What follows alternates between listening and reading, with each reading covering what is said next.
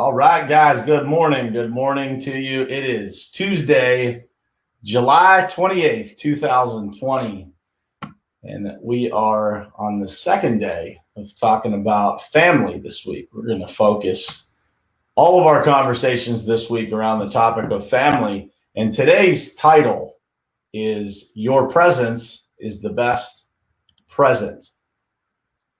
Your presence is the best present. Let's get started.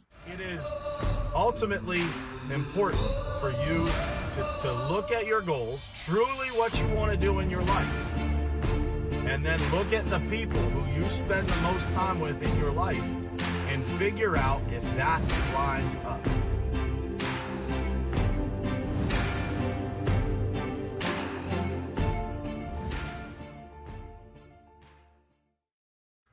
All right.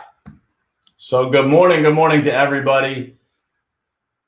Again, guys, we are talking about family all this week, and today's title, Your Presence is the Best Present, is one that I think, in today's world, everybody, regardless of how good you are at it, you could always do a little bit better. And so I wanted to kind of cover a couple of bullet points on this one, both for myself and for you guys, because I think that, the busier that we are and, the more things that we try to pack into our days and weeks, the easier it is to be distracted, right? To not necessarily do the best job of being present.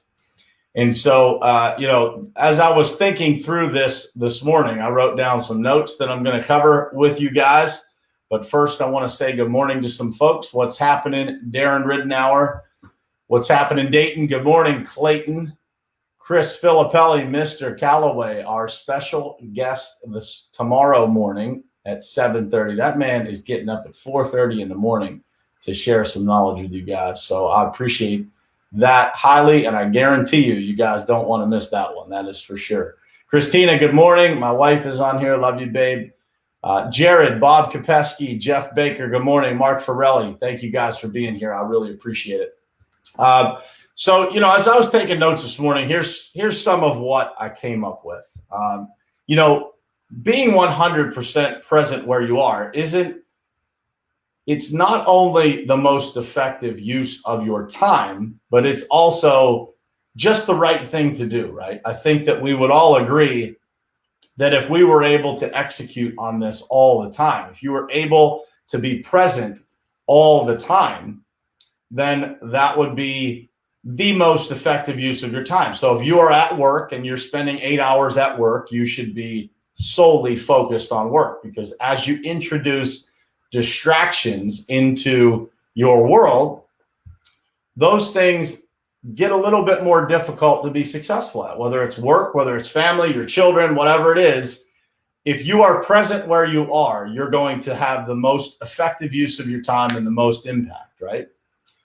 So what is it that takes our attention away? What is it that tries to steal our attention nonstop? And in my opinion, the biggest risk that all of us have is without a doubt technology, right? Technology has led us to being a society full of distractions and false fulfillment. What I will tell you is this: when it comes to family, which is the topic of this morning's discussion, your family desperately needs your attention.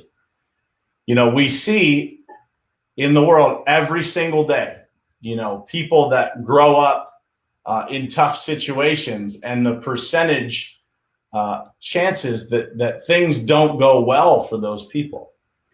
And so I ask you to consider that as you're going through your days and as you're spending time with your family. Are you really giving your family your full attention? With a caveat there that I think any of us that, have a lot going on will never feel like, we've got this figured out, right? That it's all in line. I think that we all feel like we could do a better job. We could give more.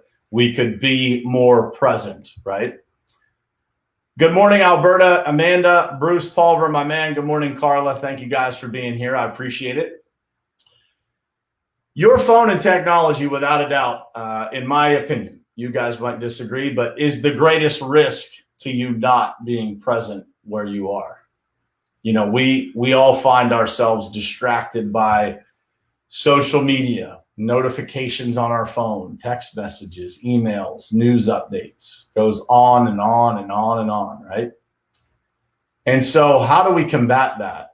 The number one thing that I will tell you is in every aspect of my life, I have turned off notifications to my phone for most things. I only turn on every once in a while. If there's something that I need to focus on, I might turn that on for a period of time, but everything else is turned off. And there was a period of time where I had everything turned off, like everything. And so the only time I would get distracted is when I check my phone, not when my phone was checking to see if I was paying attention. And so, some of the tips that I have that I am trying, the first one I'm trying to implement, and I have not successfully done it yet. The second one I am starting to do right now because I recognize this in my own life. So the first one is, and this came from Ed Milet, leave your phone in the car when you get home from work for the first 30 minutes. So to be present with your family, when you walk into the house, not to be distracted by something else. And this is a tough one for me. I am somebody that's most of the time on the phone on my way home from work, tying up loose ends. And so, there are a lot of days that I get out of my truck, I walk into the house, and I'm still on that phone call. And so I am trying to stop that because I don't want my kids to remember, me walking in every day being distracted. And I think that's a powerful thing to make sure that when you interact with them, especially for the first time, that you are 100% present. And that they are extremely excited to see you every day. And the last thing that you want is for them to feel like you're not paying attention. And that is something I think that a lot of us could probably work on, certainly myself. The second thing is leave your phone in another room when you're spending time with your children or your spouse. It is so easy for us to have these things glued to us, right? To have this need for information that, in some way, there's this little dopamine hit that they say hits you when something happens on social media. You get a like or a comment or a new connection or a new friend request, and it fulfills this spot in your mind. And so if you have that phone near you, your likelihood of checking it is very, very high. So finding a way to disconnect yourself from this technology is probably the best way that you can guarantee yourself being present more with those people that you care about the most. And the last thing I have on the list here is turn off the television and actually focus on each other. Last night, I spent, 45 minutes or so, maybe an hour, sitting in my 5-year-old's room, just chatting it up with him, sitting on the floor, sitting on the bed, talking to him, listening to his ideas. And it's just extremely fulfilling, and so often I think that there's so much going on in our worlds that, we miss those moments. We don't take the time to focus on those things that matter most, or we go so long in the day that we are exhausted. And so, maybe we shorten that period of time that we spend. And, I wanted to do this episode because I think that it's so important for people to realize. And if you don't have children, this could be your spouse, it could be your friends, it could be, just those people around you at work that you consider family. But your presence is important to people. And, in this world full of distractions, there is less of looking people in the eye. There is less people actually paying attention. There's less total engagement when you're having conversations with people. And if you don't believe me that this is the case, just pay attention the next time you're on a Zoom call. and see how many people have given their undivided attention to that call. It just doesn't happen, does it? I think we all know that when we're on those calls, we're multitasking, we're doing something else. We're listening, but we're not totally present. And so I think that, some of the way that relationships, marriages, families have come to this point of, not being as tight as they used to be, or having some challenges in those areas with divorce and with, single parent homes.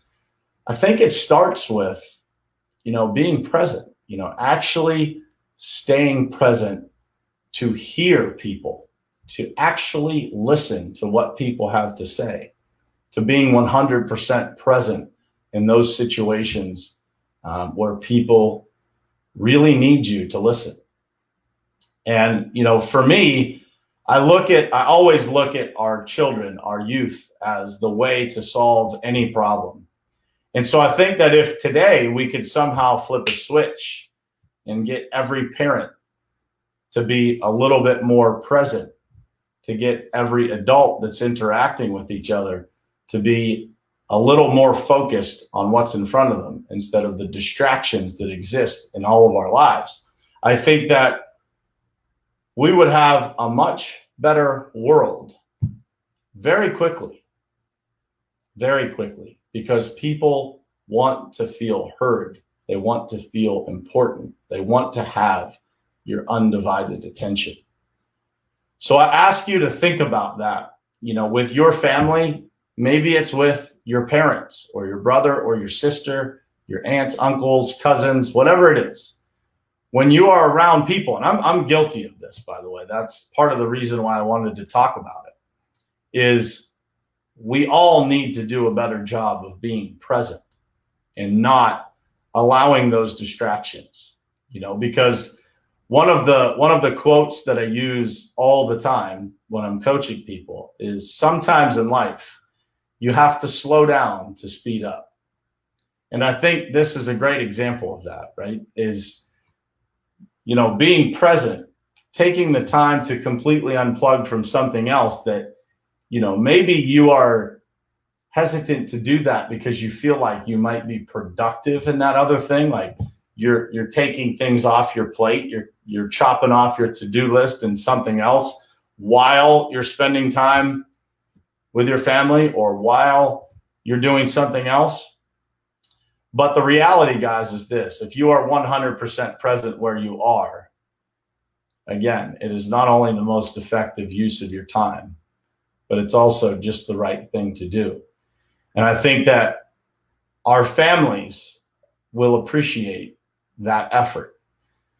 So again, to run through the tips of how you do this, just three things. Try to do these three things. And I think if you do these three things and they're effective, I think you'll find a whole heck of a lot more ways that you can implement other things to do this. But leave your phone in the car when you get home from work for the first 30 minutes or so.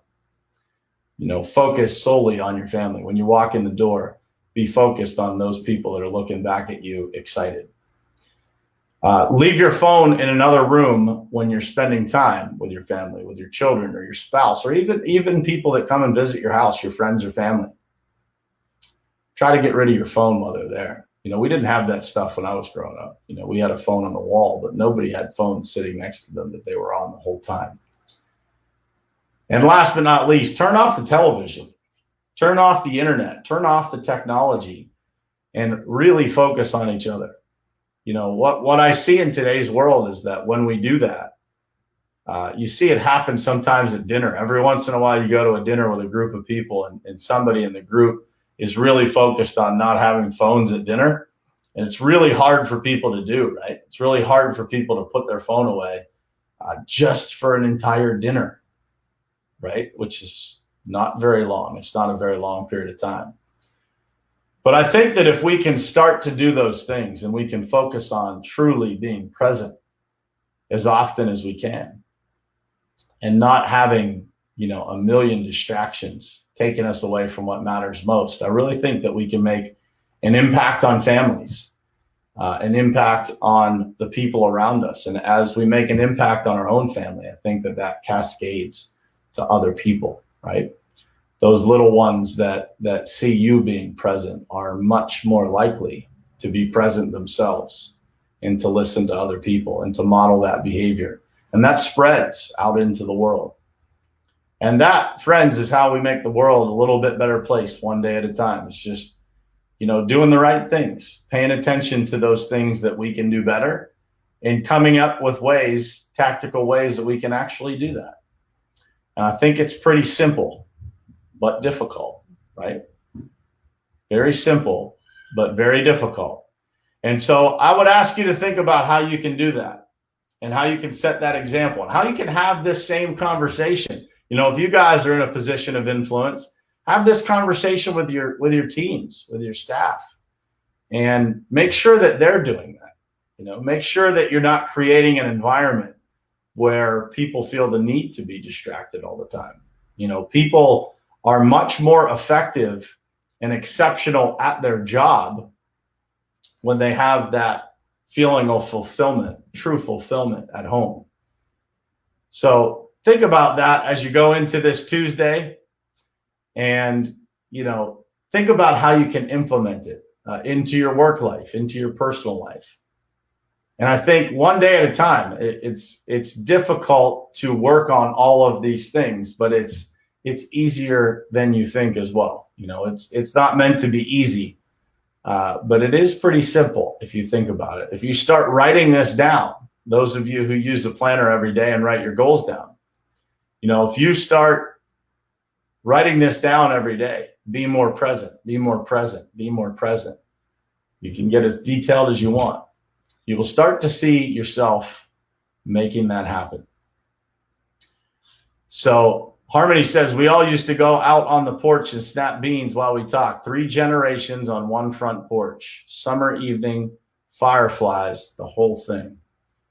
Man, that, friends, is that's what it's all about. That is what it's all about. It's about being present, creating memories. Those little ones, they last a lifetime. I could tell you stories for hours and hours about, the times that I spent growing up doing things like that. So I hope this was helpful for you guys. I am very much looking forward to sharing Mr. Keith Calloway Sr. with you guys tomorrow morning. So 7:30 a.m. tomorrow morning, Wednesday, July 29th, we have special guest, Mr. Keith Calloway Sr. from just outside of Portland, Oregon. And he's a special man to me. He's going to become a special man to all of you. Some of you guys interact with him every single morning here on Morning Perspective, or most mornings.